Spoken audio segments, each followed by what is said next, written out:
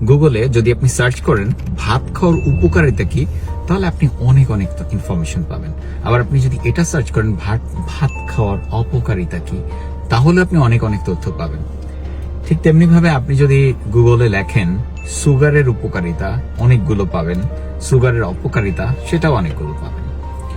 ঠিক আপনি যা সার্চ করছেন সেটাকে প্রমাণ করার জন্য শত শত হাজার হাজার আর্টিকেলস আপনি পেয়ে যাবেন।